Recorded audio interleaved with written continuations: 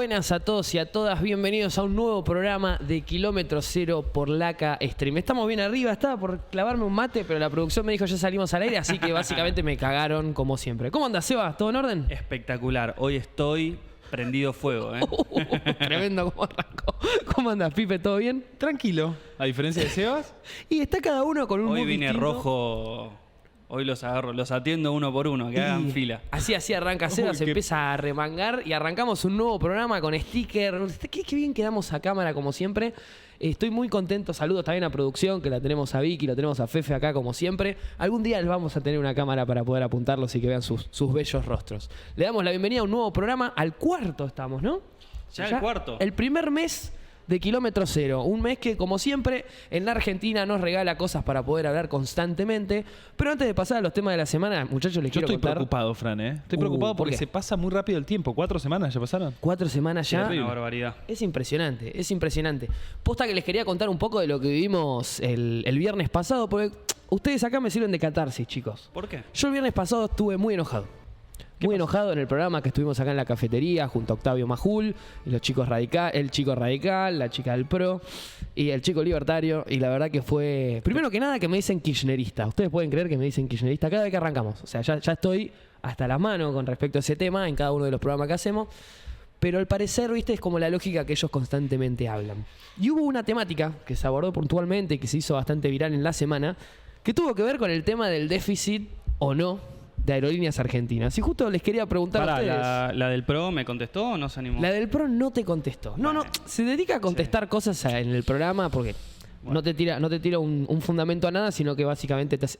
Qué grande el Tigre Baldonado. Acá te está poniendo Fausto. Fausto tiene una foto mía que algún día la vamos a mostrar. Algún día lo vamos a pasar. Mañana es el cumple de Pipe, así que le pueden, Mañana le pueden podemos- acordar y le pueden mandar un mensajito hoy a las 12. Y le podemos hacer una torta también. ¿Cuántos con años esa cara. cumplís? No importa. 24. 24. Re viejo. Todo un pendex. Todo un pendex. Todo un pendex. ¿Vos cuánto cumplís? ¿40? No. Sí, gracias. Y aportes. Cumplimos 28, estamos más grandes, estos 4 años se notan, la verdad que se notan. Pero bueno, como les venía diciendo, hay un tema particular que quiero abordar acá, que es una discusión que tuvo Coqui del Piano con Agus Rombolá con respecto al déficit o no de Aerolíneas Argentinas. Y ustedes como economistas, les quiero preguntar, claramente charlamos de eso en el finde y demás, pero ¿qué onda? ¿Hay déficit en aerolíneas? ¿Tiene razón Coqui? ¿Tiene razón Rombolá? ¿Qué conclusiones podemos sacar al Yo vi respecto? un fragmento de la discusión.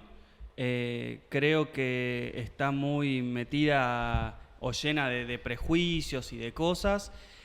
Primero, muchachos, lo que tenemos que definir es si nos importa o no tener aerolíneas manejadas para el servicio de los intereses nacionales. Si nos interesa tener manejada para los intereses del país. Ahora bien, en términos numéricos, en términos de lo que nos interesa, yo entiendo que capaz a los libertarios les interesa si las empresas del Estado dan o no plata, más allá de lo estratégico de tenerlo o no. Aerolíneas, como dice Rombolá, como muy bien dice, es superavitaria. Pero si nosotros además entendemos, digamos, porque después Coqui hablaba sobre esto de cuánta plata le da... Exactamente, el Estado. ¿Cuánta plata le da el ¿cuánto Estado y tiene subsidio? superávit por Bueno, eso? Déjenme decirles que Aerolíneas, además obviamente de recibir transferencias del Estado, también paga impuestos. Y en términos fiscales, Aerolíneas paga más impuestos de los subsidios que recibe. Pará. Vamos a arrancar con este tema. Qué fantino que la estoy haciendo. Me siento irrepresentadísimo. Para. Porque explícame como si fuese Carmen de Areco. Vos me estás diciendo que más allá del dinero que se le da como Estado en subsidios para que funcione Aerolíneas también tiene que pagar impuestos. Sí, claro, justamente. como cualquier empresa. Y esos impuestos que paga como cualquier empresa son superiores a esos subsidios que recibe. Sí, exactamente. Yo lo que creo es que, digamos, hay que discutir cuáles nosotros creemos que son los recursos estratégicos para nuestro país y entonces cuáles queremos, digamos, si nos importa, por ejemplo, que el Estado se ocupe, que la gente tenga agua potable o no, digamos, y todas las empresas, ARSAT, por ejemplo. Ahora bien, si nosotros definimos que queremos que tengamos una aerolínea estatal, digamos, como Aerolíneas Argentinas, De bandera. de bandera, tenemos no solo que contemplar si da plata o no, digamos, no es que tenemos una empresa porque nos gusta tener una empresa. Y en todo caso, si queremos analizar si la empresa nos sirve o no, tenemos que ver qué beneficios además trae al resto de la economía. que tiene que ver con las inversiones, tiene que ver con el turismo, etcétera, etcétera, etcétera. Por ejemplo, con el agua potable, que es, creo, más fácil de entender. Si una familia tiene agua potable o tiene cloacas, entonces se va a enfermar menos, va a ir a trabajar más, va a ir a estudiar más. Entonces uno no puede a lo mejor entender el agua potable como, bueno, entonces ahí esa me da ganancias o no me da ganancias. Es muy interesante lo que decís, Seba. Y mientras hablabas, arranco enojado la semana. Estoy un poco enojado. Estoy leyendo un comentario de Enzo Roca que dice: para que vuelen el 5% de la población, no gracias. Por ahora la crisis está muy complicada. Si sobra plata no hay drama. Perfecto, entonces hagamos lo mismo. Saquemos totalmente los impuestos para los autos de alta gama, porque básicamente lo consume el 1% de la población. Ah, cierto, eso ya lo hizo el gobierno.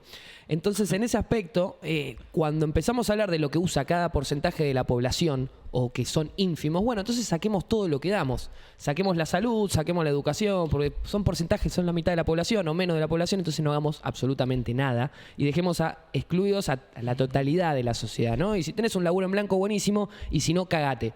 Cagate, fíjate cómo lo podés hacer y vemos qué podemos hacer como sociedad. Yo creo que lo que hay que entender, digamos, es como, por ejemplo, con lo de las universidades. Yo sé que la gran mayoría de la población en Argentina no es universitaria. Pero nosotros, si creemos que al país le sirve, por una cuestión estratégica, por una cuestión de crecimiento económico, por una cuestión estructural o lo que sea, digamos, a nosotros, por más de que uno no estudie en la universidad, nos sirve tener, por ejemplo, médicos, ¿no? Y porque te atienden, los docentes te forman, digamos. En ese sentido, hay que discutir si nos sirve o no nos sirve tener una aerolínea de bandera y qué trae, qué beneficios trae consigo, y si entendemos además que esos beneficios, digamos, son gracias a tener una aerolínea de banderas o no, más allá de analizar en términos superavitarios o deficitarios del funcionamiento de la empresa, que además, déjenme decirles, si ustedes ven la evolución a lo largo del tiempo, la verdad es que la empresa cada vez depende menos de las transferencias del Estado, a tal punto de que el año pasado, creo que en gran parte por el turismo, por el previaje, por un montón de cosas, terminó siendo superavitaria. Estoy viendo también en el chat, también estoy enojado con el público que nos ve, porque tenemos más de 70 personas escuchándonos en vivo y 39 likes, gente. Por favor, empecemos a ponerle más likes, pongan la campanita también para escuchar lo que se necesita cada vez que hay información o un nuevo programa en Laca Stream para poder, obviamente, continuar escuchando una de las mejores transmisiones de la historia. Justamente estábamos analizando y teniendo esta introducción y un poco de la respuesta de los análisis que se hacen rápidamente en la cafetería, porque es interesante, pero lo tenemos que hacer al palo, ¿viste? Quizás acá nos tomamos unos minutos para reflejar un poco, para charlar un poco y para entender con mayor conocimiento con profesionales en la materia, ¿viste? Justamente con profesionales de la materia no vamos a hablar en el siguiente tema, que es básicamente la ruleta de los temas de la semana. Y particularmente el primero no es de un muchacho muy profesional que digamos, porque, gente, ahora Pipe les va a leer un tuit que es escandaloso. Porque acá en la Argentina parece que todo es joda, como dice Maslatón, pero cuando empezamos a ver esto que cuando íbamos a la universidad era no era una vergüenza, era un delito. Acá pasa como si fuese desapercibido y nos cagamos de risa, ¿no? Pero la verdad que esto, pongamos por favor en pantalla. A mí no me sorprendió cuando lo leí por primera vez. Javier Milei miente hasta en la solapa de sus libros. En El Camino Libertario dice que se graduó en la UBA y que tiene un doctorado en la Universidad de California. Todo mentira, ya fue acusado de plagio y ahora inventa títulos que no tiene. Algo muy grave para ser un presidente, ¿no? Yo me acuerdo que si vos estabas haciendo pongámonos, ¿no? Un universitario promedio, querés hacer una tesis, un trabajo práctico. Si no ponías la fuente, al menos en UBA sociales, no sé, quizás en la facultad en la que estudió el señor no pasaba nada, pero claramente en la UBA no fue. Esa que trata de financiar constantemente y de denostar. Yo no entiendo, ¿que no fue a la UBA o no tiene el doctorado en California? No fue a la UBA. Ninguna de las dos. Ninguna de las dos. No fue a la UBA y el doctorado... Tiene un doctorado, pero honoris causa, medio choto, causa, ¿no? Exactamente. Le explicamos a la gente que es honoris causa, ¿no? Básicamente una universidad, corríjanme chicos si me estoy confundiendo, no es que estudió un doctorado o que lo hizo. Básicamente una universidad, un amigo de él dijo, che, loco... ¿No es la de Venegas Lynch? Es la de Venegas Lynch, que es funcionario actual, o el hijo de Venegas Lynch, es funcionario actual del gobierno. No es funcionario, es diputado de la Nación. Pero además una cosa es que le den honoris causa a un expresidente, pero... No, alguien que defiende el trabajo tiene? infantil que tenga un honoris causa es medio... Es impresionante, raro. Se lo dieron. Es decir, le dijeron, che, loco, yo tengo una universidad, un doctorado, soy de eso, el Pipe me cae bien, vamos a darle un doctorado honoris causa, que sin haber estudiado ese doctorado, puede decir que es doctor. Y lo más triste es que en las cadenas nacionales lo presentan como doctor. El doctor Javier Milei. O sea que no solamente es una equivocación como quisieron hacer pasar en este libro, sino que solamente es una vil mentira. Es una vil mentira, plagio y una denuncia que sale en Twitter, porque a la justicia estos temas no les interesa para nada, y a la gente quizás tampoco, pero acá estamos escuchando, honoris causa es como el doctorado que le van a dar a Pipe en la Delta, dicen acá. Este Fausto es tremendo. Pero cuando, justamente lo que vamos analizando es eso. Acá también Diego Ramón está preguntando cuándo va más a su programa. Pronto, muy pronto. Paciencia, Diego, paciencia. Tal cual, Fausto, cuántas razones evitó. Bueno, acá la gente en el chat se está divirtiendo mucho con nosotros. Vienen, siempre nos tiran algún que otro dardo. Yo con es esto del impresionante. plagio lo que no sé si el tipo lo hace a propósito o si está convencido que hizo cosas que no hizo. ¿Viste? Que como, Ahí está como la duda. convencido No, que tiene un a mí perro lo que me no mata existe. es cuando dicen que es académico. Eso, la verdad que... Porque la gente después no termina de entender qué es un académico, qué no es un académico. Chicos, Milei no es un académico. Uno para ser académico tiene que tener publicación de papers, la gente te tiene que citar, digamos, no es cualquier cosa ser un académico. Tenés que inventar o charlar de cosas que realmente existan, ¿no? Mínimamente, o que te las pasaste estudiando. Tengo ganas de leer su libro igual. Tengo ganas de leer su libro Yo y también. venir Yo- acá con el libro y decir, che, loco, ¿era una poronga o estaba No, por ahí está estaba bueno. bien? Yo respeto mucho los libros de estos tipos, de los dirigentes políticos que llegan lejos. A mí me interesa. Veremos, por algo Y es más, llegó. perdón, Me preocupa ahora que sea muy copy-paste. Ahora porque pero- subimos el tweet de una página de peronistas, pero me parece también importante decir, para que no nos acusen de tendenciosos, que la misma editorial que publicó el libro salió a aclarar que era mentira la bibliografía de Milei que había publicado en el libro, diciendo que no había estudiado ni en la UBA ni que había hecho un doctorado en California. Qué vergüenza. Pero bueno, como todo es una Porque joda... aparte, a ver, todo el mundo es público, digamos. Sabemos que Milei no estudió en la UBA, sino que estudió en la de Belgrano y que en California fue a hacer un curso de inglés. No hizo un doctorado. Como sabemos que en la Argentina es todo joda, como dice un filósofo contemporáneo, pasaremos al el próximo tuit. Se me lengua la traba, gente. Vamos a ver, Pipe, qué dice este tuit.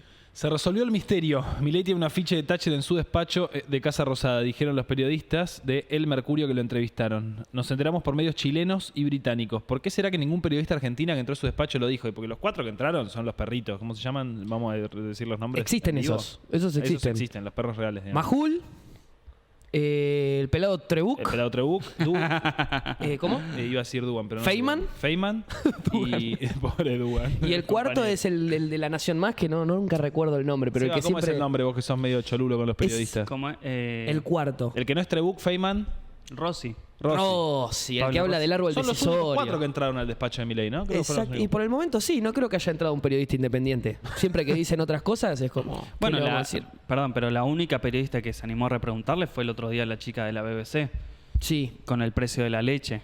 es verdad, es verdad. Y ahí reculó lindo porque no se podía sacar. Ahora, qué poético, ¿no? Esto de que un periodista de un diario chileno justamente nos termine brindando esta información que, repito, pasó desapercibido totalmente en la semana, pero acá está kilómetro cero para ponértelo delante de tus ojos. Y ahora sí, vamos a pasar al momento porteño, ¿no? Es el momento en el que hablamos de la Nosotros ciudad de nos Buenos callamos. Aires y pasamos a este tema que ocurrió en una pelea de una prócer nacional que cada día es más peronista, que no nos deja de impactar, que es Mirta Legrand, quien asegura que quiere que Argentina salga adelante y confesó que llamó a la esposa de Jorge Macri, Belén Ludueña, para reclamarle por la ciudad. Le digo que hay mucha gente pidiendo en la calle que veo una bandera argentina sucia. Es muy interesante lo que dice Mirta con respecto a este tema, porque cualquier persona que camina por la ciudad de Buenos Aires, sea porteña o no, encuentra estas cuestiones multiplicadas. Esos videos de mentira que encima eran discriminatorios y que hacían ver a la gente como si fuesen objetos, no solamente no son reales, porque lo que hicieron a los 2 días la gente vuelve a habitar las calles de la ciudad debido a que, esto también, ¿no? Aquellas personas que salieron en defensa del gobierno, tenemos que entender algo del gobierno de la ciudad. Te hablan de los refugios de personas de la calle, que básicamente pueden ir ahí o afuera de la ciudad. ¿Vieron las condiciones en las cuales están esos refugios? ¿Alguna vez se preguntaron por qué la gente misma que duerme en la calle o que está en condición de calle no quiere ir a esos refugios? ¿Alguna vez se preguntaron cómo los tratan ahí adentro? ¿Alguna vez se preguntaron por qué buscan incluso sacarlos de la ciudad de Buenos Aires y no brindarles una solución? Porque básicamente acá lo que vemos es un gobierno que trata de tapar todo con diarios. Y lamentablemente la realidad no se tapa con diarios. Si la señora Mirta Legrand, con quien hemos tenido muchas lejanías ideológicas en el pasado y que hoy por hoy entiende, porque Mirta no deja de ser una gorila nacional. O sea, tiene un espíritu nacional. Ella ama a la Argentina, desea que la Argentina prospere de una manera distinta quizás a nosotros, pero le duelen estas cosas y lo nota. Y si lo nota Mirta Legrand, que pobre no le cuentan cómo está la calle, porque ya está bastante grande como para salir, lo vivimos nosotros en la cotidiana. Entonces, si no entendemos de una buena vez que estas cuestiones realmente nos impactan en el día a día y la ciudad de Buenos Aires no está mejor, y, viste, está bastante complicado para poder debatir incluso o tratar de llevar un proyecto que supere la realidad en la Argentina. Acá también mostramos otro tema de la semana del Minuto Porteño. Disculpen, chicos, pero en la ciudad pasaron un montón de cosas y siempre están asimiladas a un mismo tema. El subte anda como el orto. No importa qué línea estemos hablando, siempre pasa algo. O alguien se tira o se rompe una línea u otra. Hubo 3 casos en la semana. No se puede subir al andén de la línea D, dice Matías, LB__ en Catedral. Atestado por las demoras. Rompiste todo, Jorge Macri, pero te felicito porque la E ya no es la peor línea de los subtes. Recordemos que la línea D de dedo es la zona norte de la ciudad de Buenos Aires, que estuvo cerrada durante un mes para poder arreglar algo que en teoría nunca se terminó de arreglar. No solo no se arregló el problema del hundimiento que están teniendo las vías año tras año, sino que también antes de ese arreglo el tren pasaba cada 5 minutos, 3 minutos, y ahora pasa cada alrededor 13, 17 minutos. La línea A se paró también, la gente tuvo que caminar por el andén. Muchas quejas del vías. subte, ¿eh? Muchos amigos míos que se toman el subte a estudiar dicen que es un desastre. Es impresionante, es impresionante. Atraso. ¿Cuánto va a salir el subte ahora? Y ahora alrededor de 700 pesos. 700 pesos. Y está, a principios de junio va a haber otro aumento que lo va a llegar, es 500 ahora y alrededor de junio va a ser 750 pesos lo que se va a subir. Pero entonces, cuando hablamos de estos precios, es muy interesante analizar otra cosa, gente. Los tarifazos o los aumentos de transporte no son para mejorar el servicio. Cuando un político viene y te dice que necesitamos aumentar el precio del servicio para mejorártelo, te está mintiendo. Te está tomando de boludo porque los resultados los vemos acá. El subte andaba de una manera cuando el precio era inferior. De transporte público. Totalmente. Así que de esta forma cerramos el Minuto Porteño. Pero como bien dijo Seba, Se extendió un poquito tu minuto porteño. Fueron lo minutos porteños. aproveché, lo exprimí al máximo. Hay mucho que decir de Jorge Macri, pero Lo exprimí al máximo y pasaremos a otro Hablando de problema transporte del medio de público. transporte. Digamos, ¿cuáles son los 3 medios principales públicos? El subte, el bondi y el tren. ¿Qué pasó con el tren? ¿Chocó? ¿Qué pasó con el tren? ¿Qué pasó? Lo que sí hicieron fue chocar una administración que venía trabajando muy bien. Y hoy tenemos a un invitado muy especial para poder charlar. ¿Lo querés presentar, Pipe? muy especial. El expresidente de Trenes Argentinos, que además tuvo una gestión interesante. Ahora nos va a contar un poquito él. Martín Marinucci. Lo tenemos online. Lo tenemos vía Zoom. Hoy además decretaron... Ahí ¿Qué está. haces, Martín? ¿Cómo estás? ¿Se me ve ahí? Sí, perfecto. Buenísimo. Bueno, primero felicitarlos por el programa. Muchas gracias, Martín, por atendernos y por poder charlar con vos un rato acerca de esta realidad que nos afecta a tantos argentinos y argentinas que usamos el transporte.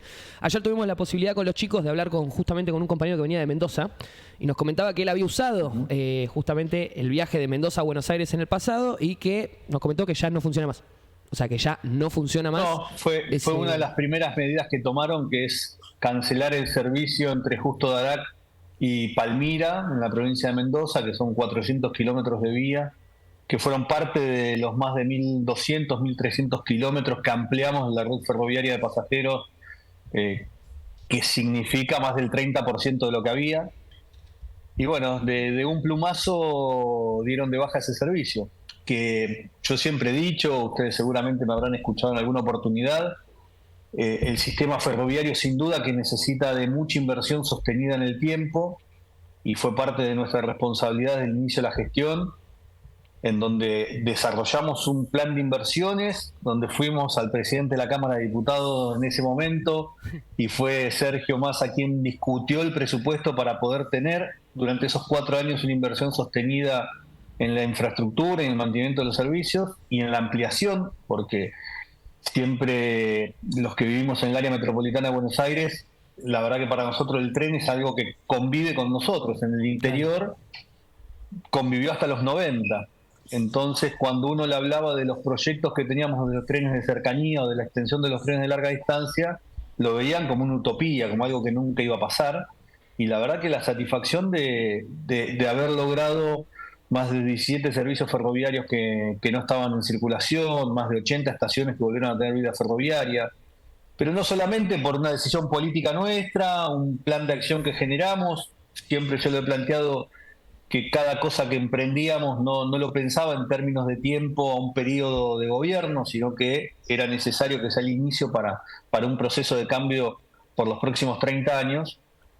La verdad que la satisfacción fue que estuvieron comprometidos también funcionarios en las distintas provincias de los gobiernos provinciales de otros partidos políticos, intendentes, legisladores. Bueno, lamentablemente hoy en día va todo a contramano de eso. Martín, acá hoy a la mañana escuchábamos al vocero decretar o anunciar que van a decretar la emergencia ferroviaria. ¿Qué quiere decir eso? Bueno, la verdad que no me querría apresurar porque no sé el contenido de la emergencia.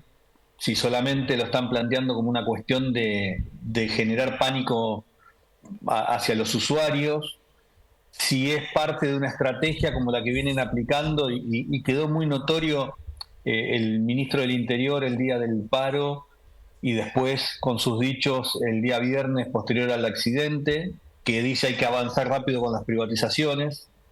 Entonces probablemente la emergencia la quieran que sea un paso previo para ejecutar cuanto más rápido puedan la posibilidad de que empresas privadas lo tengan o a través de privatizaciones, a través de concesiones, la operación del servicio ferroviario, sobre todo en el área metropolitana, o lo planteen para generar una fuerte inversión en un montón de obras que nosotros veníamos ejecutando y que ellos pusieron freno de mano, suspendieron, cerraron y dejaron las obras abandonadas. En muchos casos, como el caso de Aedo, 2 puentes vehiculares sobre la traza del ferrocarril Sarmiento, en donde la obra no solo que está abandonada, sino que genera un riesgo muy alto para el usuario de su vehículo, el transporte público automotor, porque sobre Avenida Rivadavia, materiales de obra, construcción que no tiene una valla de seguridad.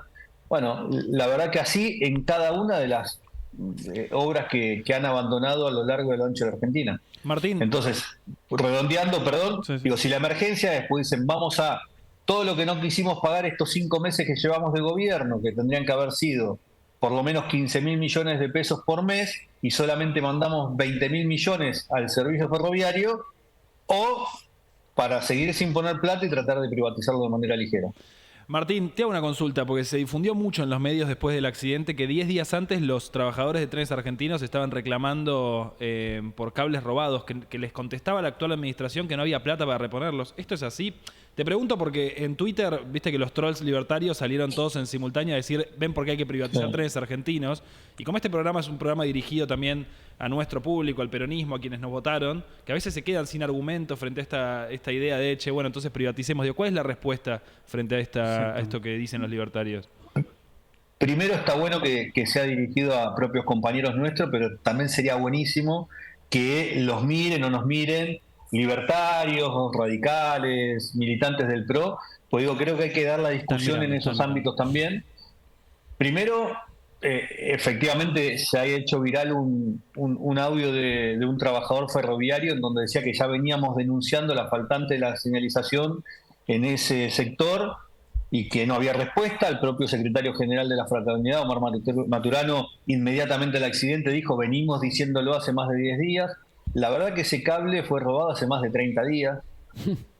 Un cable que uno lo puede conseguir en cualquier casa de electricidad o cualquier ferretería, y que además no estamos hablando de cientos de miles de kilómetros, sino solamente 60 metros. Ahora, definitivamente lo que ha habido es la consecuencia de una decisión clara de Caputo y del propio presidente de la Nación, que para conseguir ese déficit cero que plantean ellos y que es absolutamente ficticio, digo, vamos a ver el deterioro también en el sistema de provisión de la energía domiciliaria. Digo, lo que han hecho con las generadoras, sin duda que va a repercutir en los servicios y en la no inversión de aquí hacia adelante. Pero en el caso particular de Trenes, al no transferir los recursos necesarios del Tesoro para sostener el mantenimiento y la inversión del sistema ferroviario, hace que no tendrían los recursos para hacer una renovación de cable de esa dimensión. Entonces, por más de 30 días, operando sin la señalización automática, pone en riesgo la operación que en definitiva se vio demostrado el día viernes. Es muy interesante lo que vas diciendo, Martín, y acá te queremos leer algunos de los mensajes que va dejando la gente que nos está escuchando, ¿no? Que, por ejemplo, Lucía comenta que el tren a Mar del Plata salía menos de 2.000 pesos y ahora se está yendo cerca a las 30 lucas. Acá Sterilox dice, el ramal de Mitre Zárate también lo sacaron de servicio y dejaron una estación a medio terminar, la de Nordelta. Dice que, bueno, Emiliano Molina de Mendoza dice, limpiaron de un plumazo una espera de 30 años para los mendocinos. Es impresionante cómo estas cosas afectan. En realidad no es impresionante. Es una realidad. Afectan el día a día de la gente que estuvieron mucho tiempo esperando. Acá hay volvé Martín, también. Hay uno acá entreverado en el medio del chat. Y es muy interesante escuchar. No sería nunca funcionario de un gobierno que lo sabíamos de antemano. A ver, yo les cuento. Nosotros perdimos el balotaje el 19 de noviembre, el 20 firmé mi renuncia, el 23 lo tratamos en directorio. Digo, uno sabía cuál era la decisión de un gobierno y qué iba a hacer con el sistema ferroviario, con lo cual tuve que estar hasta el 1 de febrero con una directiva clara del secretario de Transporte, Franco Mojeta, en donde ni bien asume, me junto, le planteo la necesidad de hacer una transición ordenada con quien él designe. Después la designación era un ex compañero nuestro, pero digo, en ese momento cuando lo hablo pone una comisión de transición, pero que no iban a ser las autoridades definitivas, pero se comprometió que antes de fin de año iban a estar las autoridades. La verdad que no estuvieron y se extendió la decisión o la posibilidad de armar un equipo hasta el 1 de febrero. Ahora, en ese lapso fue claro Mojeta diciéndome a mí el 12-13 de diciembre cuando me junté que suspenda todo pago a todo proveedor, con lo cual proveedor de mantenimiento, proveedor de todas las áreas necesarias para avanzar con la operación, y que suspenda todos los procesos licitatorios que estaban en ejecución. Por ejemplo, la licitación del mantenimiento de las locomotoras de la línea San Martín, que estaba adjudicada, que dejamos que avancen con el contrato a través de la conformación de la orden de compra por parte de las nuevas autoridades. Bueno, ya 5 meses y sigue sin haberse avanzado con esa licitación de mantenimiento de las locomotoras. Yo te hago una pregunta, Martín. Si vos tuvieses, porque la verdad que te escucho y, bueno, claramente uno no se deja de sorprender.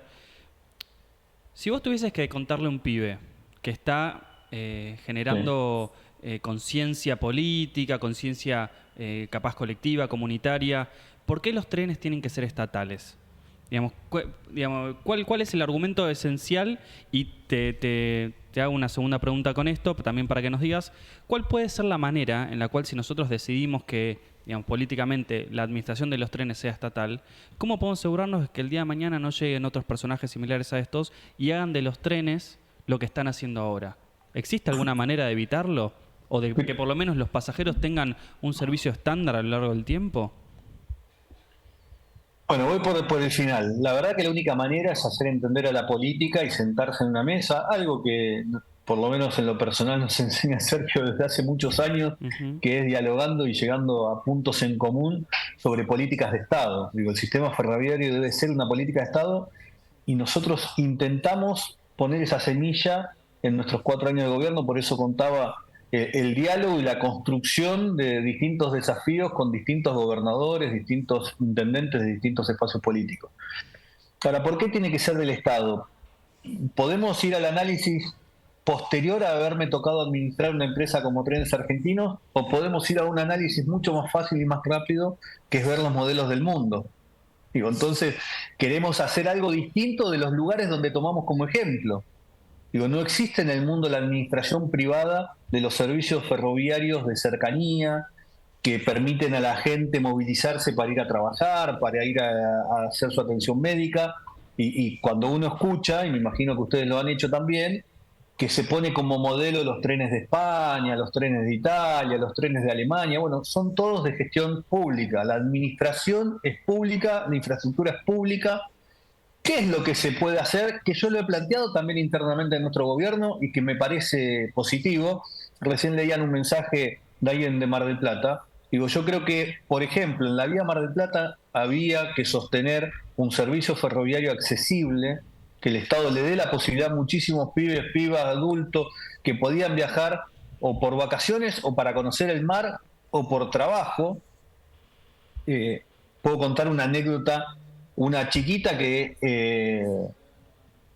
se ve que es prometedora en la disciplina del surf, se tuvo que mudar a Mar del Plata para poder entrenar. El padre tenía que viajar todas las semanas, con lo cual una cosa era la posibilidad a una tarifa accesible a 30 lucas, que es lo que más o menos está saliendo del pasaje. Entonces, ¿qué digo? Tiene que estar por parte del Estado garantizado ese derecho al ciudadano, pero después si viene un privado y trae su tren y quiere operar sobre esa vía y brinda un servicio diferente, pongámosle la calidad de la butaca, la pantalla para transmitir películas, lo que quiera, que brinda un servicio y lo quiere poner más caro, me parece positivo, porque también el que tiene plata y quiere viajar en un tren con mayor confort, no me parece mal, pero garantizando del Estado, primero, el control y el mantenimiento de la infraestructura con una inversión sostenida, el cobro del canon o el peaje, o como se le quiera llamar, de uso de la vía para cualquier privado que quiera circular sobre la propia vía. Digo, y esto puede ser a Rosario, puede ser a Mendoza, puede ser a Tucumán, digo, tiene que ver con un plan estratégico ferroviario, que nosotros lo veníamos planteando. Ahora, el que habla de Mendoza, yo soy de hablar largo, córtenme, ¿eh? No hay problema. Digo, el que habla de Mendoza, ahora, si querés cerrar con lo de Mendoza y después vamos a proponerte una pequeña dinámica. Dale. Perfecto. Cuando nosotros iniciamos el proceso para llegar a Mendoza, que fue un trabajo largo, no fue decir, hoy queremos mañana llegar a Mendoza. Primero tuvimos que reconstruir el pedraplén de la Picasa porque no se podía llegar a Rufino en Santa Fe, o sea, llegábamos a Junín, nada más, con lo cual llegamos después a Rufino, después llegamos a Justo de Arac, y después, último paso, era llegar a Mendoza. Teníamos muchas críticas porque es cierto, el tren tarda mucho. Ahora, siempre sostuve que primero hay que lograr ese objetivo y después ir mejorando con el tren funcionando, porque además era un tren y un servicio, el de Mendoza, que tenía el 100% de la oferta ocupada, con lo cual el que viaja en tren no ponía como una cuestión limitante el tiempo de viaje, sino que por una cuestión de vista de los paisajes, de costo y un montón de otras valoraciones positivas, los hacían que demande el tren, como es el tren a Tucumán, que tarda 30 horas, no hoy, hace 10 años.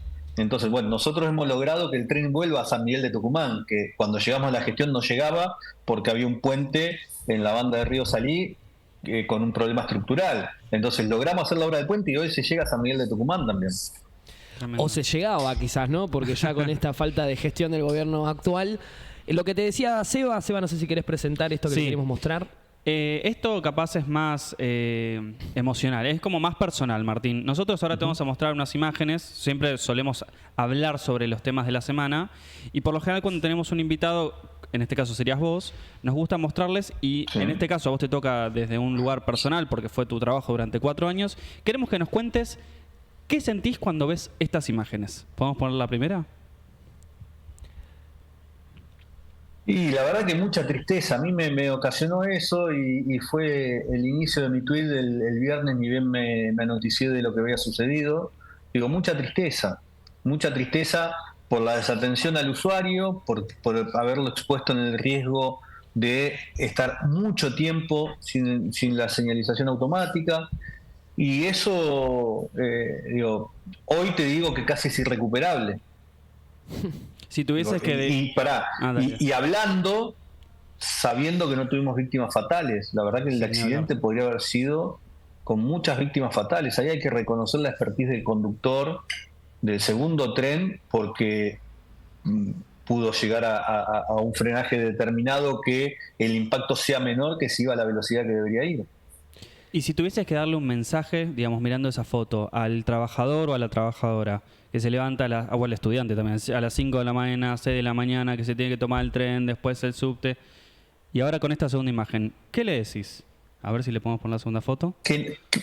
Primero que no se deje engañar que esto es consecuencia de, para echar culpas, es consecuencia de la desatención en estos 5 meses, de la no transferencia de los recursos necesarios, de la inoperancia en la responsabilidad por parte del secretario de Transporte, de no conocer el sistema ferroviario y la necesidad y la importancia de tener los recursos para mantener y para seguir invirtiendo en la infraestructura para garantizar la seguridad operacional, y que no se crean ese discurso que se soluciona con la privatización.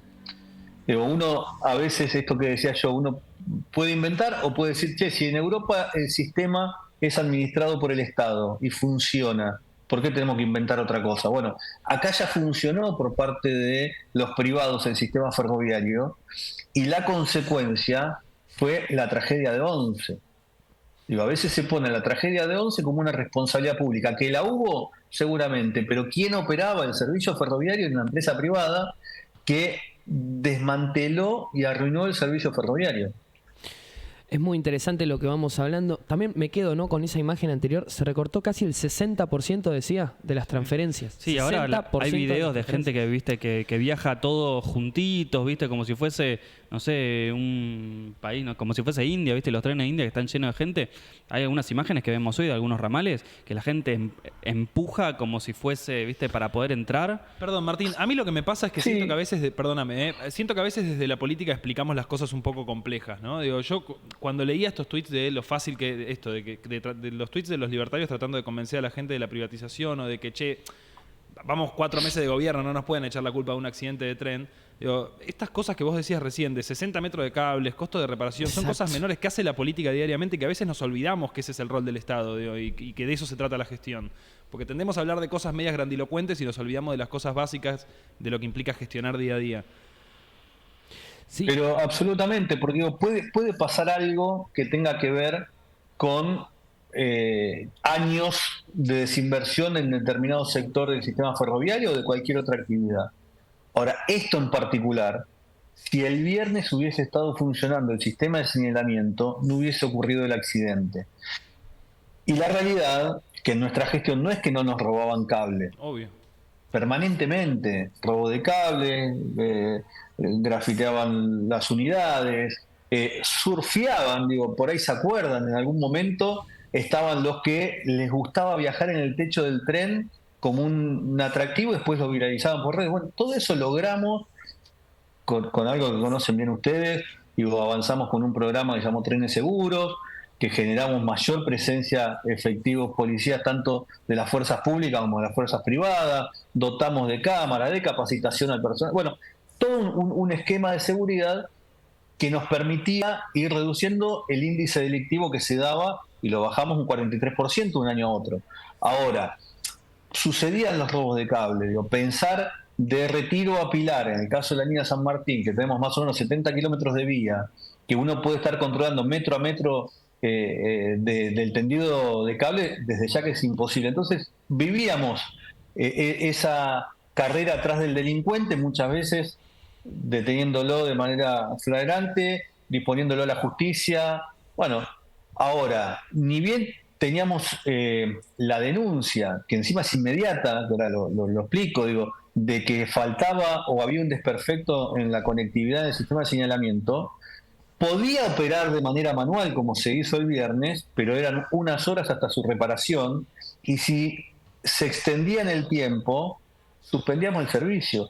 Y ustedes, siendo del ramal Mitre, o sea, de Retiro a Tigre, exactamente, todos los que usan la línea Mitre nos putearon, sobre todo a mí, a mi familia, a mi madre, durante 3 meses cuando suspendimos el ingreso del tren a Retiro y lo terminábamos o en 3 de febrero en Lisandro de la Torre. Y eso fue una decisión política, sabiendo que incomodábamos al usuario, pero también teniendo la tranquilidad que no íbamos a correr un riesgo. Por 2 cosas fue esa decisión. Uno es que si seguíamos en obra, los trenes tenían que entrar a menor velocidad todavía por el riesgo del descarrilamiento, entonces a 5 kilómetros por hora, que si se sucedía un descarrilamiento por el estado de la vía y los cambios ahí, los aparatos de vía, a esa velocidad no iba a generar ningún impacto físico a ningún usuario, pero sí un trastorno y un trauma para el propio usuario, la evacuación de un tren ante una situación de esa. Martín. Y segundo punto, sí. Perdón, y termino con esto, y segundo punto de por qué hicimos eso, porque adelantamos la obra que duraba 1 año, la hicimos en 3 meses, teniendo el 100% de la operación suspendida de Retiro. Ahora, acá, en donde en 2 días no tenías el sistema de señalamiento funcionando, tendrían que haber hecho lo que están haciendo hoy, que es que el tren termine en Palermo. Perdón, ¿no? Muy parecido a lo que pasó con el subte, ¿no? Que hicieron la obra por 3 meses, no anduvo más. En cambio, los trenes, una cuestión de un año, lo hicieron en 3 meses y está impecable. Perdón. Martín, un poco en contraposición a lo que está pasando hoy, ahí tenemos la nota del 13 de noviembre del 23, Massa prepara un plan de reparación histórica ferroviaria. ¿Querés contarnos un poco de qué se trataba eso? Porque también un poco lo que necesitamos contarle a la gente es que había otra forma de hacer las cosas, que hay otro camino. Sin duda, tiene que ver con lo que nosotros proyectamos del día 1, que tenía que ver con, primero, replicar el servicio ferroviario que teníamos en el AMBA, y de vuelta, nadie piensa del área metropolitana que el tren no le va a pasar cerca de su casa. En el interior del país de hace más de 30 años que no llega a muchas localidades. Entonces, ¿cómo nosotros podemos proyectar en la reparación ferroviaria en las distintas localidades con trenes de cercanía? Entonces lo empezamos a hacer. En Rosario establecimos el Rosario Cañada de Gómez, 74 kilómetros, 8 localidades de distintos colores políticos que hoy lo sostienen y que hoy están tratando de defender, aunque no le saquen las frecuencias, algunas de las frecuencias que se mantienen en servicio. Proyectado en el caso, para hablar de la provincia de Santa Fe, el Santa Fe Laguna Paiva, que ahí se demoró el gobierno de la provincia en la construcción de las estaciones intermedias, los apeaderos. Proyectado en el caso de Rosario, trenes de cercanía combinando Rosario con San Nicolás. Fuimos a Córdoba hicimos el tren metropolitano de Córdoba, extendimos la red ferroviaria del tren de la Sierra, llegando ya hasta Capilla del Monte, cuando llegaba hasta Cosquín nada más. En Chaco lo mismo, en Salta extendimos 50 kilómetros de vía entre Salta y Campo Quijano, que hacía 51 años que no había tren. Digo, eso, establecido una ley para poder generar ese marco legislativo y que tenga una continuidad, gobierne quien gobierne, era parte del proyecto de ley de la reparación histórica. Tremendo. Enganchando una parte presupuestaria ya preestablecida para que no venga un gobierno y pueda modificar qué porción del presupuesto va o no al sistema ferroviario. Es muy interesante lo que vas diciendo, Martín, y también mientras te escucho voy viendo los mensajes en el chat de la gente que, además de estar apoyando lo que estás diciendo, lo acompañan con: es cierto, en mi localidad tal cosa, es cierto, en La Plata pasaba esto, es cierto, en Tigre pasaba lo otro. Y es de los programas que nos ha tocado también, primero que nada, agradecerte por acompañarnos, pero en el cual la gente que nos está viendo y te está escuchando se siente partícipe, ¿no? Se siente que lo toca en lo mínimo y en lo personal, porque utilizan ese medio de transporte, utilizamos ese medio de transporte para trabajar, para estudiar, para acercarnos a familiares, y eso realmente es algo que humaniza todo este laburo que hiciste durante 4 años y que claramente se plasma en que a medida que vas hablando, acá te responden con un sí, loco, es así, es tal cual. Tenemos un libertario, Martín, en los comentarios que dice: che, ¿y ese 0,5% del PBI de dónde lo iban a sacar? Digo, porque Milei agarró el país con reservas negativas. No escuché ese qué. Dice, ese 0,5% del PBI del que hablaba la ley de reparación histórica, ¿de dónde lo iban a sacar? Porque Milei agarró el país con reservas negativas. Estaba en parte de la discusión. Tendría que ser en función de la alícuota impositiva de determinado sector. Era iniciar una discusión. Yo lo he planteado también. Digo, yo hablé bastante con Sergio en ese momento, con los ministros de transporte que han sido parte de la cartera de transporte, con Mario Mioni, con Alexis, con Diego. Hay que hacer 2 situaciones separadas en el sistema ferroviario. Uno, financiamiento externo para obras como es la electrificación del San Martín, que estaba en proceso con el Banco Mundial, como es las inversiones tanto de los trenes de ingreso a retiro como la renovación de vía de Retiro a Tigre. Digo, financiamiento externo, todo lo que tiene que ver obras que llevan muchos recursos y tiempo en la ejecución, y que desde el presupuesto del Tesoro el mantenimiento y la funcionalidad diaria del servicio. Bueno, creo que había que apuntar a eso. Ahora, la realidad que hace falta un marco que establezca como es una ley y que haya una discusión. Yo, sin saber que íbamos a hablar de la ley de reparación, planteé esto, la discusión entre los distintos actores de la política. A veces muchos plantean el tema del subsidio, el déficit de la empresa, un montón de cuestiones. Yo a veces lo comparo con otro servicio público que en algún momento Milei cuestionó, pero después no se habló más, que es la salud. El servicio sanitario tiene que ser administrado por el Estado y tiene que garantizar el buen servicio de atención médica a los argentinos. Entonces, el servicio de transporte lo mismo.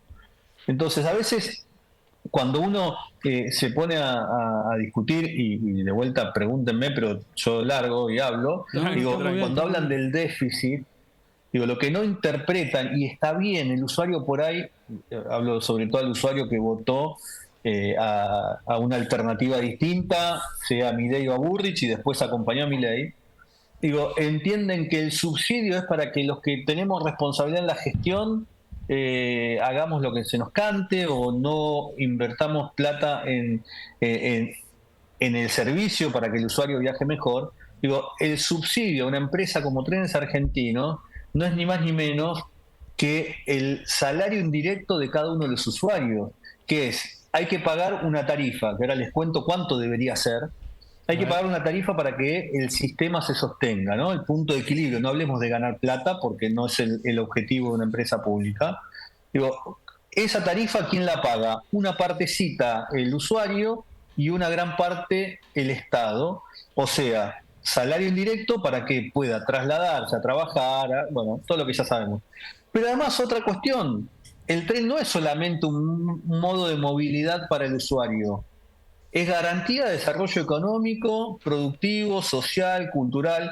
Y lo vimos en las declaraciones del ministro del Interior, el día del paro. Por ahí se acuerdan que salió a hacer críticas muy fuertes sobre el paro, planteando que no se quería parar, pero al no haber, en este caso particular, servicio ferroviario, le generó una pérdida muy importante a la economía de la ciudad y el área metropolitana. Entonces ahí quedó demostrado que el tren no es solamente un modo de transporte, garantiza el desarrollo económico. Entonces ahí es donde está la falencia y lo discursivo que plantean desde distintos lugares de la política. Muchísimas gracias, Martín, por conversar con nosotros. La verdad que más de 30 minutos conversamos con Martín, pasó volando. Martín. Muchísimas gracias por expresar tu experiencia, tu conocimiento, tu opinión, y la verdad que es súper esclarecedor en una semana que fue muy triste. Con cuestiones relacionadas con el sistema ferroviario. Y por explicar algunas cosas, Martín, porque la verdad que para el público que nos escucha a veces es necesario tener herramientas para explicar y herramientas para convencer a otros. Porque eso, en un discurso fácil a veces se hace difícil explicar estas cosas de las otras significancias del tren, además de un medio de transporte. Así que gracias por tu tiempo. Sí, aparte, desde este humilde lugar, ni hablar, agradecerte, Martín, pero además de que cada vez que vos salgas en los medios, y que sé que estás saliendo un montón porque te estamos viendo, te estamos cruzando por los medios y las redes, que nos des herramientas para esto, a los propios o a la gente que por lo menos quiere informarse para que entienda qué está pasando, ¿no? Y que no dejen, digamos, meter mentiras sobre cosas que claramente no son así. Absolutamente, y yo a disposición, sea público o encerrados en un ámbito entre compañeros, saben que estoy siempre a disposición. Muchas gracias, Martín. Martín Marinucci, expresidente de Trenes Argentinos por Kilómetro Cero. La verdad, un constante en un tema que no soy especialista para nada y que ya el chat está que arde. Y sumando a otro tema. Perdón, Enzo, que te dije libertario, no sabía que no eras libertario. Perdón, Enzo. Estuviste mal. Tu mensaje con tu estructura argumentativa parecía la estructura argumentativa de un libertario promedio. Y entendiendo, acá te están insultando, quiero que sepas, Pipe. Sí, perdón. Le queremos contar a la gente que más allá de que trenes es un tema que en lo personal no estoy muy ducho y que estuvo muy bueno poder hablar con un especialista como Martín, ahora vamos a pasar a otro de los grandes temas de la semana, donde básicamente me voy a correr a escuchar al profesor Rovira opinando acerca de este tema. Y bueno, el profe Rovira. Y el profe Baldonado, no sé qué va a hacer, si va a acompañar o no, pero voy a escuchar. Vos vas a después decirme si está diciendo la verdad o no. Las cosas bien o si chamulla un poquito. Que es otro tema de la semana que fue muy importante, que ahora Pipe seguramente leerá el próximo tuit que estamos esperando que se marque. Más que tuit, es un gráfico. Es un cuadrito. A ver, lo ponemos del CEPA, monitoreo de actividad, variación interanual en términos reales. Y algunos datos puntuales. A ver, Seba, si querés. ¿Qué es esto, Seba? Sí, salió hace poco. Es fácil ver que están todos los números en rojo. Sí, ¿no? es como, sí, ni hablar. Salió hace poco. El gran comentario de un economista. En marzo, formado. El índice de actividad industrial, en donde muchos estaban comparando la recesión actual con la de la pandemia, ¿sí? La caída. Por eso hay mucha gente que dice, no, porque de acá vamos a salir en B corta o en diferentes formas. En primer lugar, es importante entender que la crisis que tenemos hoy, la recesión que tenemos hoy, no es igual a la de la pandemia, porque en la pandemia nosotros teníamos una crisis de oferta, llamada un shock de oferta. Y la crisis que hoy, exactamente, acá tenemos el gráfico, ahora lo vamos a poner. ¿Qué sería un shock de oferta, Seba, en ese aspecto? Digamos, si quieren comparamos para que lo entendamos del otro lado. Recuerden en ese momento que lo que había sucedido es que, digamos, en la pandemia no era que la gente se había quedado sin trabajo o sin plata, ¿sí? Sino que había algo que nos había paralizado, entonces nos había frenado. Por eso la caída tan estrepitosa que nosotros tuvimos en la pandemia. Y hoy lo que estamos viendo a marzo, o sea, hoy estando en mayo habría que ver cómo siguió la evolución de eso, y yo creo que se va a comportar de manera muy similar. Hoy lo que tenemos no es un shock de oferta, es un shock de demanda. ¿Por qué? Porque la gente no tiene plata, no tiene trabajo, la actividad se está paralizando y estamos viendo lo que todos sentimos todos los días, ¿sí? Que es que no te alcanza la plata, que las cosas están cada vez más caras, etcétera, etcétera, etcétera. El problema que nosotros tenemos hoy, que no teníamos en la pandemia porque se había ocupado o se había encarado de manera diferente, es que en la pandemia se habían llevado adelante diferentes iniciativas, por ponerle un nombre, que buscaban sostener las relaciones laborales, el trabajo, digamos, porque se entendía que era una cuestión pasajera, ¿sí? Hoy lo que estamos viendo es que hay una recesión importante que está teniendo lugar y yo no veo al gobierno buscando medidas necesarias para sostener un montón de cosas que, si se pierden, van a ser muy difíciles de recuperarse, como por ejemplo el empleo. Bien. Yo creo que durante mayo y durante junio, y también un poquito de julio, el gran tema a debatir y el gran tema a discutir va a ser el trabajo y el desempleo, porque creo que no dimensionamos la profundidad de la recesión todavía y la cantidad de gente que se está quedando sin trabajo como consecuencia de esa recesión y por el cierre de comercios, por el cierre de pymes. Ya hay algunas cifras. Yo el otro día estuve leyendo 45.000 puestos de trabajo perdidos en obra pública, en trabajadores de la construcción. Casi 6.000 puestos de trabajo, si no me equivoco, en el sector automotriz, que también es un sector muy afectado por el shock de demanda. Va a ser un tema. Ustedes recuerden que antes de que gane Milei el balotaje, el FMI había hecho los pronósticos para la Argentina, para la economía argentina, en donde establecía que crecía aproximadamente 3%, 2,8%. Y una vez que empezó este año con el gobierno de Milei, cambia la predicción y establece que va a caer 3% la economía en la recesión que estamos viendo, capaz es hasta incluso mayor. Y realmente, digamos, no sé qué va a suceder o cómo van a encarar esto, porque la situación que estamos, digamos, yo creo que todavía lo peor no lo vimos. Pero ¿cómo que el FMI tenía proyecciones positivas para en caso de que ganara Massa y ahora que estamos en un perfecto estado en el que todas las cuentas y lo macro está cerrando y que la gente está feliz y está contenta y todos estamos viviendo mejor, tenemos proyecciones negativas, ¿no? Es algo que... Y es muy loco que nos sorprendamos incluso nosotros. Yo estoy seguro que si esto se lo planteamos a muchos compañeros nuestros se van a sorprender, pero un poco esta es la inconsistencia del plan económico de Milei, ¿no? Milei asume el gobierno diciendo que estaba en la puerta de una hiperinflación, de una economía que iba a un, digamos, que no parecía mejorar. El tipo llegó diciendo, yo frené una hiperinflación de 17.000%. Y al mismo tiempo hace una devaluación de 120%. El otro día lo charlábamos con algunos colegas economistas, un poco más profesionales, con más experiencia en la gestión, que nos decían, si vos tenés una hiper en puerta y devalúas 120%, esa hiper explota. Sin embargo, acá lo único que pasó fue que esa devaluación empujó la inflación a 25% en diciembre y después automáticamente, obviamente, se activa una desaceleración de la inflación producto de que ya no devaluaste 100%. Pero a lo que voy con esto es que definitivamente estos tipos construyen todo su plan económico y todo su relato, más que un plan económico es un relato, a partir de mentiras, de esto, de que había una economía que estaba yéndose a pique, que la inflación iba a subir. Y en definitiva lo que vemos en las proyecciones de los organismos internacionales como el FMI es que la economía iba a mejorar y sin embargo esas proyecciones, en cuanto asumió el presidente, cambiaron. Y último comentario de economía, sobre todo de cara a los próximos programas y al viernes, es que nosotros tenemos una recesión en puerta con una inflación que va bajando a lo largo del tiempo, creo yo, por dos anclas, primero por la recesión y segundo por el tipo de cambio, que el tipo de cambio, como dijo Pipe, digamos, se había hecho la tercera peor devaluación en nuestra historia después de las primeras dos de Alfonsín, sí en hiper, y hoy no terminamos de resolver la cuestión central que es la del cepo. Digamos, hoy todo lo que estamos analizando lo estamos analizando con una economía que todavía tiene el cepo puesto.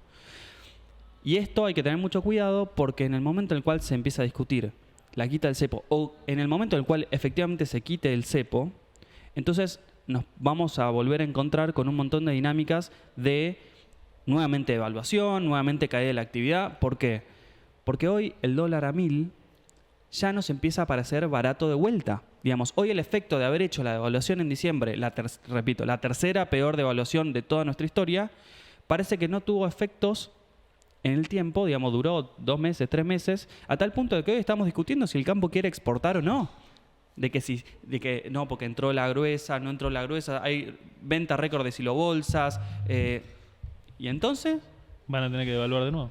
Van a tener que devaluar de nuevo, pero no todo es negativo, gente. No estamos todos bajón, ni enojados, ni sin entender por qué hay comentarios en el chat que me hacen reír mucho.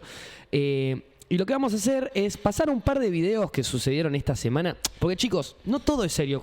Mejor dicho, como todo en la Argentina es joda, realmente hay cosas que son joda y muy interesantes para poder analizar. Y acá los chicos de la producción nos trajeron 2 videos que sería mucho más divertido si esta persona no fuese la vicepresidenta de la Nación. No sé qué pasó. No vamos a ser tan malos con Vicky, o sí, lo veremos. Pero creo que se filtró un video que no se tendría que haber filtrado. Algo salió mal ahí. Ay, me asusté, pensé que era algo mío. Dije, van a mostrar una foto. ¿Que tenés cosas para esconder? ¿Tenés cosas para esconder? ¿Tenés miedo de que saquen cosas? Mirá que Fausto sale en cualquier momento. Yo estaba con el celular y me distraje y dije, estos salieron con un video. Y viste, en cualquier momento, mirá la Vicky. Vicky está disfrutando, va a ser una búsqueda implacable para encontrar un video. Así que en este caso escucharemos a la vicepresidenta a ver qué tiene para decir en este contexto tan duro de la Argentina, ¿no? Hola villarroelines, ¿cómo les va? Les quiero mandar un beso grande, agradecerles mucho su apoyo, como apoyo con repollo. No, de nada, Vicky. Acá los villarroelines estamos firmes junto a la presidenta del Senado. Fuera de joda no entiendo por qué. ¿Pero qué pasó ahí? ¿Alguien me puede explicar? Con repollo. O sea, me suena, porque lo dijo con tanta gracia, que debe ser gente que conoce y la cagaron. O sea, literalmente, yo me imagino, llegó el carpetazo. No, ven. Llegó el carpetazo. Al pedo, innecesario. Pero yo estoy totalmente a favor. ¿Vos, Seba? No. ¿Vos lo viste, Pipe? Sí, lo vi, pero ponelo, dale. Así ayer, digamos, estuvimos reunidos un poco con los chicos. Dale, mándale, a ver. Pipe tiene dotes de Spider-Man. Es buenísimo. Entre Villarroel y Pipe yo no sé con quién quedarme. Pero creo que tus superpoderes son mucho mejores que comer pollo con repollo. Y es muy interesante. Yo me pongo a pensar en qué contexto llegó este video a manos públicas. No sé cómo llegó a nuestra producción. Vamos con el próximo. A ver, hay algo más, creo, también en la producción antes de pasar al último fragmento de nuestro gran programa del día de hoy, que es Pichetto. A ver, escuchémoslo un poquito. Alguna vez te pregunté cómo era eso que vos desayunabas con la 9 milímetros de un lado ¿Qué? y no me acuerdo qué cosa del otro. Es una anécdota que conté una vez. ¿Cómo? No es que tenga vocación de suicida, No. ¿Qué? pero y lo dije un poco con humor, también humor negro, qué humor. que para sobrevivir en la Argentina vos tenés que levantarte a la mañana. Yo tengo mucho mal humor a la mañana. Yo necesito la soledad a la mañana. ¿Estará cargada la 9 milímetros? Mi mujer con la que vivo desde hace mucho tiempo sabe eso. Sabe que entrar en el mundo para mí es un tema complejo. Entrar al mundo, dijo. No entendí nada. Cada mañana. Es interesante, esto es una nota, un ¿Esto de fragmento cuándo de es? On The Record de Iván Jabrowski. Salió el domingo, ¿no? Yo Salió no había el- visto ese video. ¿Esto es el domingo? Pichetto, hace Exactamente. 45 años que sos senador. No, o sea, Ayer. vos no podés decir eso, ¿viste? No. Igual lo banco al compañero Pichetto. Fue como muy... hay una etapa en la Diferencias política... con la producción, porque me miraron mal. Yo lo banco a Pichetto. ¿Ustedes lo bancan a Pichetto? Yo- A ver, a mí me parece una figura Tengo mis días. que es interesante escuchar, digamos, más allá que te guste o no. Yo como Fran tengo mis días y tengo, digamos, hay veces opiniones y opiniones, pero la verdad, amigo, o sea, hace no sé cuánto tiempo sos senador. No podés decir que la pasás mal vos, porque si no, ¿qué le queda al resto? Yo lo banco porque es un compañero y además porque el tipo sabe digamos, me parece que necesitamos más legisladores como él, ¿no? Acá Fefe lo está defendiendo, dice que es peronista. Es peronista, por eso. Acá la producción es más peronista que Perón. Es peronista y es un legislador que sabe. Tenemos pocos legisladores que Sí, saben. necesitamos un Pichetto entre nuestras filas. Es una realidad, es una realidad. Ahora, bueno, gente, la verdad que hemos tenido un programón y para...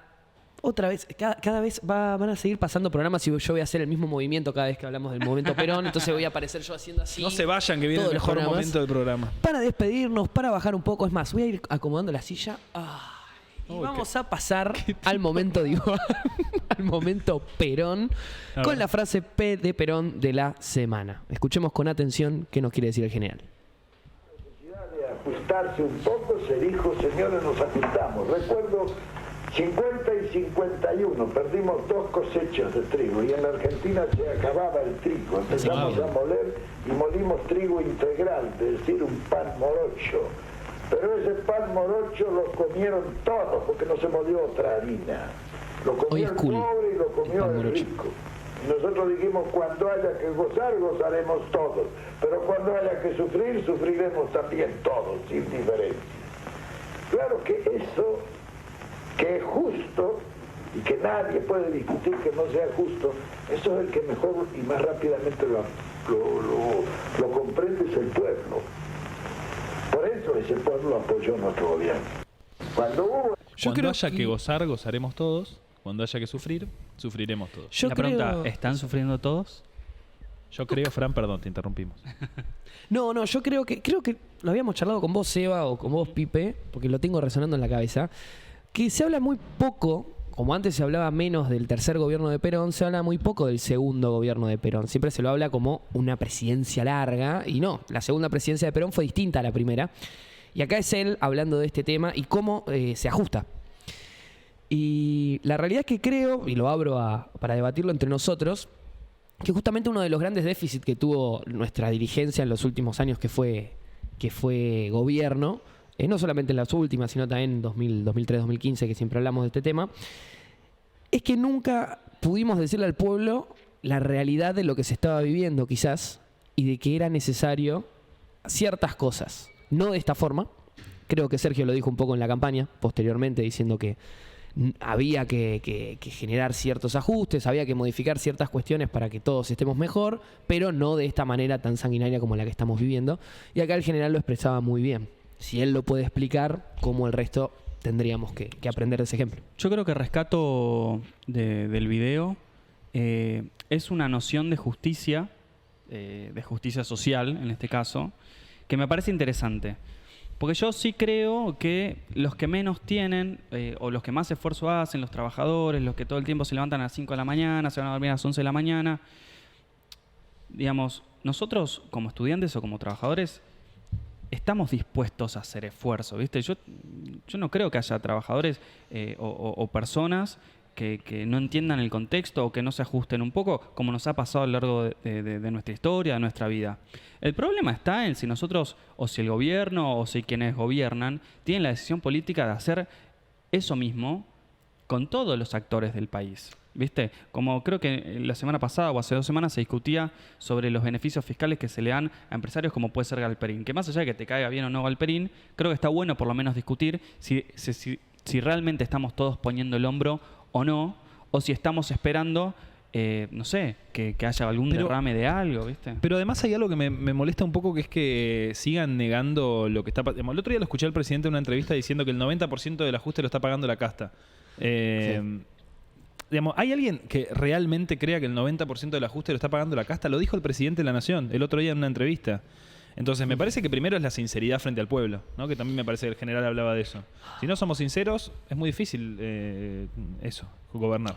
Acá hay un comentario de Enzo que dice, banco a Perón en esta, que Enzo es el que nosotros le decimos libertario, pero yo creo que es interesante, sobre todo también rediscutir, creo que eso es un poco el propósito del programa, de ver cuáles son los orígenes que tenía el peronismo en un comienzo, en un principio. Creo que este video debe ser posterior al 52, si Perón hablaba de la mala cosecha del 52, en donde nosotros queremos rediscutir un poco sobre lo que entiende la gente por el peronismo. ¿Viste? Yo hoy me encuentro con un montón de personas que están despolitizadas o que no se informan a lo mejor tanto, que creen que el peronismo es el plan social, la bolsa de mercadería. Y la verdad es que digamos, releyendo historia o encontrando un montón de frases o cosas que se hicieron o que se dijeron antes, podemos rediscutir el presente con un montón de cuestiones que Perón en su momento las ejercía y las hacía. Por eso muchas veces, viste que se discute si el peronismo es de izquierda o de derecha. Nos están retando. Bueno, acá Hermoso, estoy viendo series, cierro sí. última frase. Muy bien. Muchas veces cuando se discute si el peronismo es de izquierda o de derecha, digamos, el peronismo no es ni de izquierda ni de derecha, o en todo caso el peronismo es de izquierda o de derecha según el contexto. Y cuando hablan de dogmas en el peronismo, el otro día lo discutíamos, el peronismo no existe para saldar ninguna cuestión espiritual ni ningún dogma, porque justamente el peronismo entendía que la cuestión espiritual se le relegaba a la religión y que estaba para saldar en todo caso déficits materiales, que era justamente a la gente que menos oportunidades había tenido en su vida. Realidad efectiva. Exactamente. Básicamente le queremos decir a la producción, y ya cerramos, es que lo estiramos a propósito porque nos vamos a ir acercando lentamente a hacer el pase con Agustín de Gran Hermano, porque es algo que queremos hacer desde que arrancó. Lo queremos invitar a Agustín, que viene en el programa posterior a partir de las 14:30, a debatir con el peronismo. Que nos conteste y que se sume en esa cuarta silla. Ya lo estiramos hasta ahí 12, la próxima vez lo iremos hasta 20 y posteriormente llegaremos hasta ahí 30. Si la producción no nos reta. Si la producción no nos resta y nos sacan a patadas. Muchas gracias por acompañarnos en este cuarto programa de Kilómetro Cero. Nos volveremos a ver el lunes que viene y acompáñenme como cada viernes en la cafetería para tirarnos un par de sillazos con libertarios, gente del PRO y radicales. Y el lunes que viene va a haber un invitado muy especial. Mirá que me estaba tirando. Así que ¿te ponés contento? todos, podemos decirle, todos los viajeros y las viajeras, como le decimos nosotros, los fans de este programa, los oyentes, Tremendo nombre. olvídate. Los viajeros. Los esperamos el próximo lunes.